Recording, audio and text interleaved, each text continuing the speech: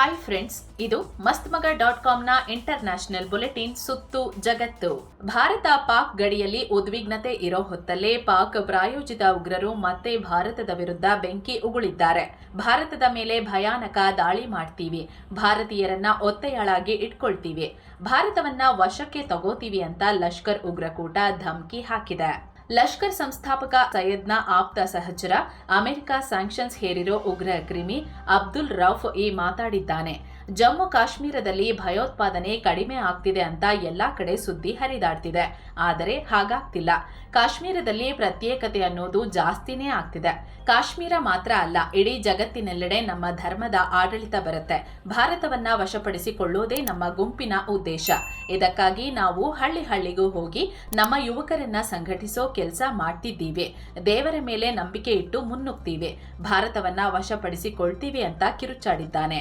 ಅಷ್ಟೇ ಅಲ್ಲ, ಅಷ್ಟೆಲ್ಲ ಏಟು ತಿಂದ್ರೂ ಕೂಡ ಭಾರತದ ಮಿಲಿಟರಿ ಸಾಮರ್ಥ್ಯದ ಬಗ್ಗೆ ಲಘುವಾಗಿ ಮಾತನಾಡಿದ್ದಾನೆ. ನಾವು ಹಿಂದೆ ಭಾರತಕ್ಕೆ ತುಂಬಾ ದೊಡ್ಡ ಏಟುಗಳನ್ನ ಕೊಟ್ಟಿದ್ದೀವಿ. ಕಳೆದ ಮೇ 10ರ ನಂತರ ಸಿಚುಯೇಷನ್ ಮತ್ತಷ್ಟು ಚೇಂಜ್ ಆಗಿದೆ. ಎಲ್ಲ ನಮ್ಮ ಪರವಾಗಿ ವಾತಾವರಣ ನಿರ್ಮಾಣ ಆಗ್ತಿದೆ. ಭಾರತದ ಸೇನೆ ಬಳಿ ಇರೋ ರಫೇಲ್ ಜೆಟ್ಗಳು, S-400 ಡಿಫೆನ್ಸ್ ಸಿಸ್ಟಮ್, ಡ್ರೋನ್ಗಳೆಲ್ಲ ಕೆಲಸಕ್ಕೆ ಬರಲ್ಲ. ಈ ಎಲ್ಲ ಆಯುಧಗಳು ಪಾಕ್ ಏರ್ ಸ್ಪೇಸ್ ಅನ್ನ ಪ್ರವೇಶಿಸೋ ಧೈರ್ಯ ಮಾಡಲ್ಲ ಅಂತ ಹೇಳಿ ಪುನಃ ಅಲ್ಲಿರೋ ಅನಾಗರಿಕ ಗುಂಪಿಗೆ ಸುಳ್ಳಿನ ಬೋಧನೆ ಮಾಡಿದ್ದಾನೆ. ಅಷ್ಟೇ ಅಲ್ಲ, ಪಾಕ್ ಸೇನೆ ಮತ್ತು ಅಲ್ಲಿನ ಸರ್ಕಾರವನ್ನ ಹಾಡಿ ಹೊಗಳಿದ್ದಾನೆ. ಅಂದ್ಹಾಗೆ ಸ್ನೇಹಿತರೆ, ಈ ರೀತಿ ಭಾರತದ ವಿರುದ್ಧ ನಾಲಿಗೆ ಹರಿಬಿಟ್ಟಿರೋ ಅಬ್ದುಲ್ ರೌಫ್ ಆಪರೇಷನ್ ಸಿಂಧೂರ್ ದಾಳಿಯಲ್ಲಿ ಜಸ್ಟ್ ಮಿಸ್ ಆಗಿದ್ದ. ಪಾಕ್ನ ಮುರಿದ್ಕೆಯ ಲಷ್ಕರ್ನ ಹೆಡ್ ಕ್ವಾರ್ಟರ್ ಮೇಲೆ ಭಾರತೀಯ ಪಡೆಗಳು ದಾಳಿ ಮಾಡಿದಾಗ ಇವನು ಅಲ್ಲಿರಲಿಲ್ಲ. ಆಮೇಲೆ ಉಗ್ರರ ಅಂತ್ಯ ಸಂಸ್ಕಾರದಲ್ಲಿ ಈತ ಭಾಗಿಯಾಗಿದ್ದ. ಇವನೇ ಈಗ ಭಾರತದ ವಿರುದ್ಧ ಪ್ರಚೋದನಕಾರಿ ಹೇಳಿಕೆ ನೀಡಿದ್ದಾನೆ. ಇನ್ನೊಂದ್ ಕಡೆ ಪಾಕ್ನಲ್ಲಿ ದೊಡ್ಡ ಡ್ರೋನ್ ದಾಳಿಯಾಗಿದೆ. ಪರಿಣಾಮ 3 ಮಕ್ಕಳು ಸಾವನ್ನಪ್ಪಿದ್ದಾರೆ. ಇನ್ನೊಂದು ಮಗು ಗಂಭೀರವಾಗಿ ಗಾಯಗೊಂಡಿದೆ. ಖೈಬರ್ ಪಖ್ತೂನ್ಖ್ವಾ ಪ್ರಾಂತ್ಯದ ಮುಮಂದ್ ಖೇಲ್ ಏರಿಯಾದ ಜನವಸತಿ ಪ್ರದೇಶದ ಮೇಲೆ ಈ ದಾಳಿಯಾಗಿದೆ. ದಾಳಿಯ ನಂತರ ಆ ಪ್ರದೇಶದ ಜನ ಬೆಚ್ಚಿ ಬಿದ್ದಿದ್ದಾರೆ. ಘಟನೆ ನಂತರ ಪಾಕ್ನ ಸೇನೆ ಕಾರ್ಯಾಚರಣೆ ಮಾಡ್ತಿದೆ. ದಾಳಿಯಾದ ಪ್ರದೇಶವನ್ನೆಲ್ಲ ಸುತ್ತುವರೆದಿವೆ. ದಾಳಿಯನ್ನ ಬಂಡುಕೋರರು ಮಾಡಿದ್ರಾ ಅಥವಾ ಪಾಕ್ ಸೇನಾ ಮಾಡಿದ್ಯಾ ಅನ್ನೋದು ಕನ್ಫರ್ಮ್ ಇಲ್ಲ. ತನಿಖೆ ಶುರುವಾಗಿದೆ. ಅಂದ್ಹಾಗೆ ಇಲ್ಲಿನ ಜನರನ್ನ ಗುರಿಯಾಗಿಸಿ ಪಾಕ್ ಸೇನೆಯೇ ದಾಳಿ ಮಾಡ್ತಿದೆ. ಟಿಟಿಪಿಗಳಿಗೆ ಜನ ಬೆಂಬಲ ಕೊಡ್ತಿದ್ದಾರೆ ಅಂತ ಪಾಕ್ ಸೇನೆ ಜನರ ಮನೆಗಳ ಮೇಲೆ ಡ್ರೋನ್ ಸುರಿಯುತ್ತಿದೆ. ಹೀಗಾಗಿ ಇದನ್ನ ಪಾಕ್ ಸೇನೆ ಮಾಡಿದ್ಯಾ ಅನ್ನೋ ಅನುಮಾನ ದಟ್ಟವಾಗ್ತಿದೆ. ಇನ್ನು ಅಮೆರಿಕದ ಸೇನೆ ಮೇಲೆ ದೊಡ್ಡ ಉಗ್ರ ದಾಳಿಯಾಗಿದೆ. ಸಿರಿಯಾದಲ್ಲಿರೋ IS ಸಂಘಟನೆಯ ಉಗ್ರರು ಹೊಂಚು ಹಾಕಿ ದಾಳಿ ಮಾಡಿದ್ದಾರೆ. 2 ಅಮೆರಿಕನ್ ಸೈನಿಕರು ಸೇರಿ 3 ಸಾವನ್ನಪ್ಪಿದ್ದಾರೆ. 3 ಗಂಭೀರವಾಗಿ ಗಾಯಗೊಂಡಿದ್ದಾರೆ. ಸಿರಿಯಾದ ಪಲ್ಮಿರಾ ಅನ್ನೋ ಕಡೆ ಈ ದಾಳಿಯಾಗಿದೆ. ದಾಳಿ ನಡೆಸಿದ ಉಗ್ರರು ಈ ವೇಳೆ ಸಾವನ್ನಪ್ಪಿದ್ದಾರೆ ಅಂತ ಅಲ್ಲಿನ ಸ್ಥಳೀಯ ಮಾಧ್ಯಮಗಳು ರಿಪೋರ್ಟ್ ಮಾಡಿವೆ. ಆದ್ರೆ ಅಮೆರಿಕ ಈ ಬಗ್ಗೆ ಸ್ಪಷ್ಟನೆ ಕೊಟ್ಟಿಲ್ಲ. ಇನ್ನು ಈ ದಾಳಿ ಬಗ್ಗೆ ಬ್ರಿಟನ್ ಮೂಲದ Syrian observatory for human rights react ಮಾಡಿದೆ. ಅಮೆರಿಕನ್ ಪಡೆಗಳ ಮೇಲೆ ದಾಳಿ ಮಾಡಿದ ದಾಳಿಕೋರ ಸಿರಿಯಾ ಭದ್ರತಾ ಪಡೆಗಳ ಸದಸ್ಯ ಅಂತ ಹೇಳಿದೆ. ಇನ್ನು ಈ ದಾಳಿಯಾದ ಕೂಡಲೇ ಅಮೆರಿಕ ಅಧ್ಯಕ್ಷ ಟ್ರಂಪ್ ಪ್ರತೀಕಾರದ ಮಾತನಾಡಿದ್ದಾರೆ. IS ಉಗ್ರ ಸಂಘಟನೆಯ ವಿರುದ್ಧ ತೀಕ್ಷ್ಣವಾಗಿ ಪ್ರತೀಕಾರ ಹೇಳ್ತೀವಿ ಅಂದಿದ್ದಾರೆ. ಅಲ್ಲದೆ ಇದು ಅಮೆರಿಕ ಮತ್ತು ಸಿರಿಯಾದ ವಿರುದ್ಧ ನಡೆದ ಉಗ್ರ ದಾಳಿಯಾಗಿದ್ದು, ಸಿರಿಯಾದ ಡೇಂಜರಸ್ ಭಾಗದಲ್ಲಿ ಈ ದಾಳಿ ನಡೆದಿದೆ. ಈ ದಾಳಿಯಿಂದ ಸಿರಿಯಾ ನಾಯಕ ಅಹ್ಮದ್ ಅಲ್ ಶರಾ ಕೂಡ ದಿಗ್ಭ್ರಾಂತರಾಗಿದ್ದಾರೆ.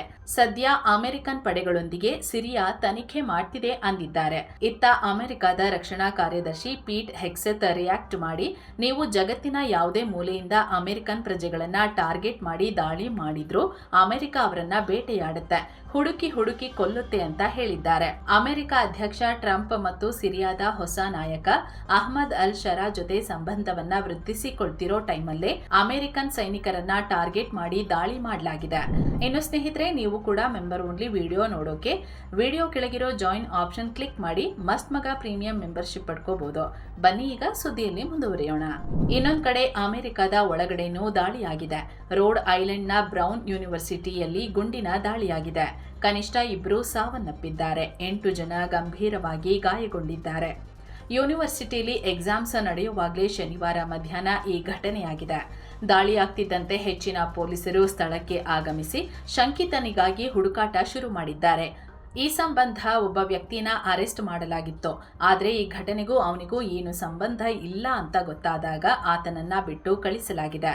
ಆದರೆ ಆರಂಭದಲ್ಲಿ ಶಂಕಿತನನ್ನ ಸೆರೆ ಹಿಡಿಯಲಾಗಿದೆ ಅಂತ ಹೇಳಿ ಸುದ್ದಿ ಹರಿದಾಡಿದಾಗ ಈ ಬಗ್ಗೆ ಅಮೆರಿಕ ಅಧ್ಯಕ್ಷ ಡೊನಾಲ್ಡ್ ಟ್ರಂಪ್ ಕೂಡ ಪೋಸ್ಟ್ ಮಾಡಿದ್ರು. ಬ್ರೌನ್ ಯೂನಿವರ್ಸಿಟಿಯಲ್ಲಿ ಗುಂಡಿನ ದಾಳಿಯಾಗಿದೆ. ಈ ಬಗ್ಗೆ ಮಾಹಿತಿ ಪಡ್ಕೊಂಡಿದ್ದೀನಿ. ಘಟನೆಯಲ್ಲಿ ಮೃತಪಟ್ಟವರಿಗೆ ಸಂತಾಪ ಸೂಚಿಸ್ತೀನಿ.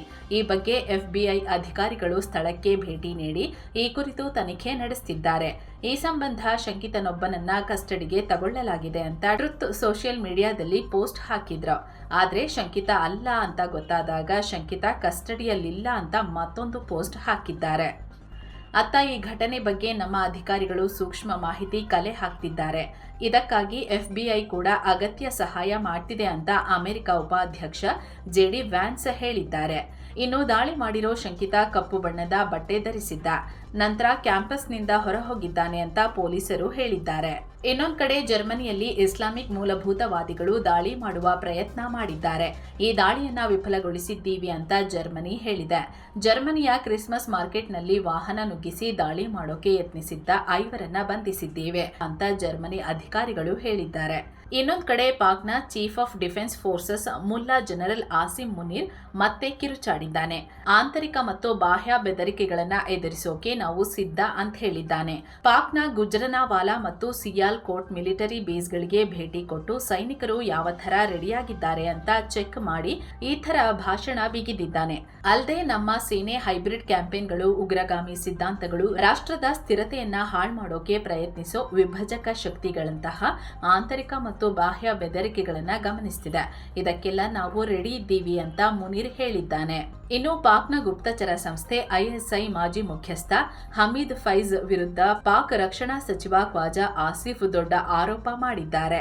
2017ರಲ್ಲಿ ನವಾಜ್ ಶರೀಫ್ ಪದಚ್ಯುತಗೊಳ್ಳೋಕೆ ಈ ಹಮೀದ್ ಫೈಜ್ ಕಾರಣ ಅಂದಿದ್ದಾರೆ. ಹಮೀದ್ ಫೈಜ್ರಿಗೆ ಪಾಕ್ನ ಮಿಲಿಟರಿ ಕೋರ್ಟ್ 14 ವರ್ಷ ಜೈಲು ಶಿಕ್ಷೆ ವಿಧಿಸಿದ ಬೆನ್ನಲ್ಲೇ ಆಸಿಫ್ ಈ ಹೇಳಿಕೆ ಕೊಟ್ಟಿದ್ದಾರೆ. ನವಾಜ್ ಶರೀಫ್ರನ್ನ ಹಮೀದ್ ಫೈಜ್ ಪಿತೂರಿ ಮೂಲಕ ಕೆಳಗಿಳಿಸಿದ್ದಾರೆ. ಪಾಕಿಸ್ತಾನಕ್ಕೆ ದೊಡ್ಡ ಹಾನಿ ಮಾಡೋಕೆ ಫೈಜ್ ಮತ್ತವರ ಪಾರ್ಟ್ನರ್ ಇಮ್ರಾನ್ ಖಾನ್ ಕಾರಣ. ಫೈಜ್ ಇಮ್ರಾನ್ ಖಾನ್ ಸರ್ಕಾರದ ಇಂಪಾರ್ಟೆಂಟ್ ವ್ಯಕ್ತಿಯಾಗಿದ್ರು. ದೇಶದ ನಿರ್ಧಾರಗಳನ್ನ ಇಮ್ರಾನ್ ಖಾನ್ರ ಮನೆಯಲ್ಲಿ ತೆಗೆದುಕೊಳ್ಳಲಾಗ್ತಿತ್ತು. ಒಂದ್ ವೇಳೆ ಇವರಿಬ್ರು ಇನ್ನೂ ಜೊತೆಯಾಗಿಯೇ ಇದ್ದಿದ್ರೆ ಭಾರತದ ಜೊತೆ ಸಂಘರ್ಷ ಮಾಡೋ ಅವಶ್ಯಕತೆ ಕೂಡ ಬರ್ತಿರ್ಲಿಲ್ಲ. ಯಾಕಂದ್ರೆ ಅವರೇ ದೇಶದಲ್ಲೇ ವಿನಾಶ ಸೃಷ್ಟಿಸ್ತಿದ್ರು ಅಂತ ಆಸಿಫ್ ಹೇಳಿದ್ದಾರೆ. ಅಂದಹಾಗೆ ಪಾಕ್ನ ಮಾಜಿ ಪ್ರಧಾನಿ Nawaz ಶರೀಫ್ರನ್ನ Pak supreme court ಅನರ್ಹಗೊಳಿಸಿತ್ತು.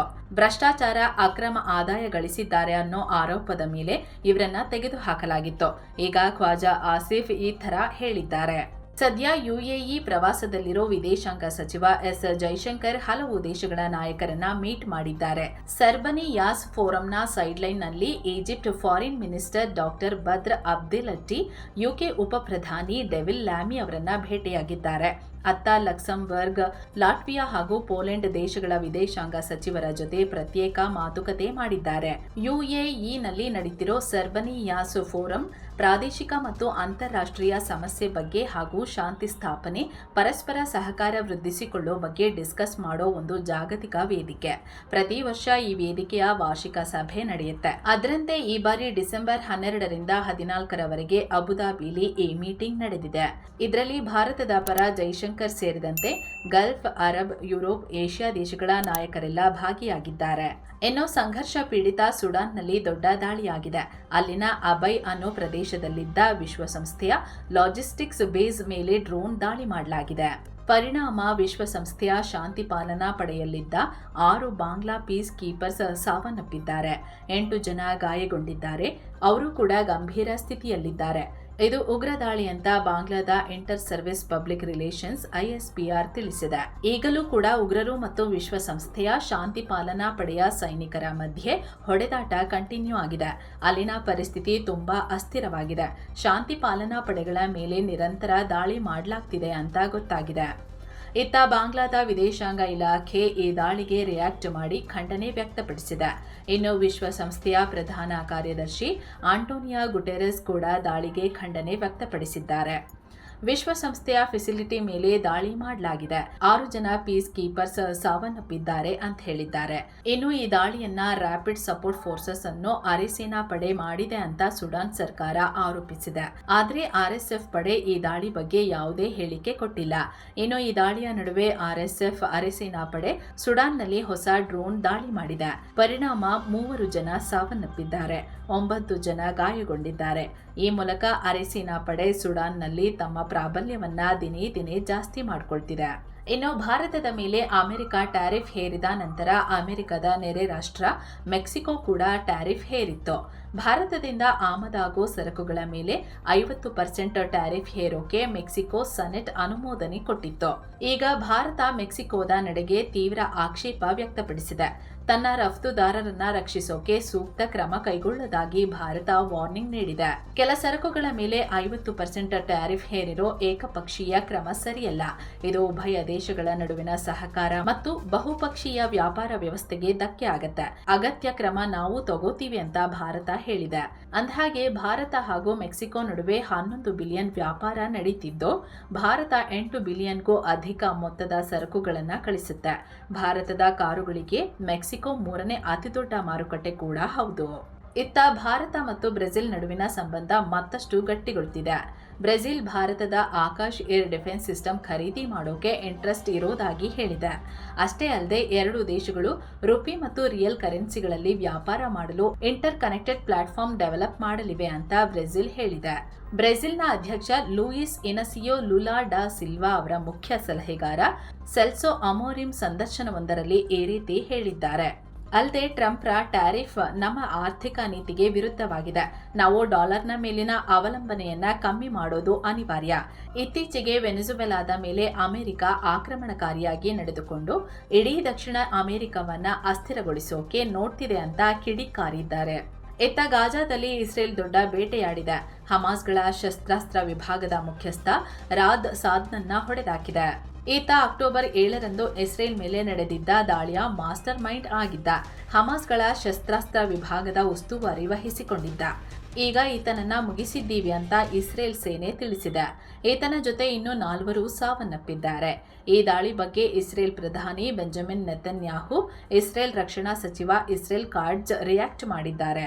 ಗಾಜಾದ yellow ಝೋನ್ನಲ್ಲಿ ಹಮಾಸ್ಗಳು ನಡೆಸಿದ್ದ ದಾಳಿಗೆ ಪ್ರತಿಕ್ರಿಯೆಯಾಗಿ ನಾವು ಈ ದಾಳಿ ಮಾಡಿದ್ವಿ.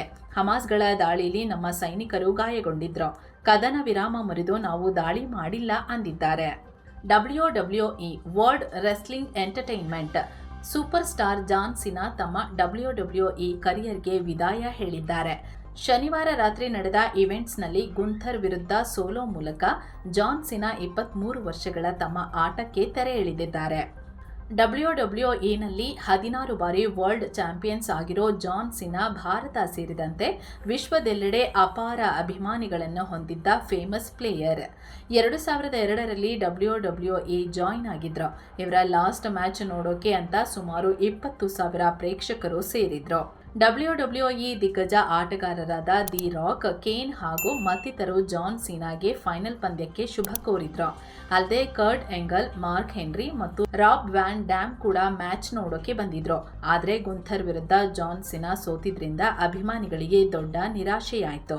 ಸೊ ಫ್ರೆಂಡ್ಸ್, ಇದಾಗಿತ್ತು ಇವತ್ತಿನ ಜಗತ್ತಿನ ಸುತ್ತಾಟ. ಮತ್ತೆ ಭೇಟಿ ಆಗ್ತಿರೋಣ. ನಮಸ್ಕಾರ.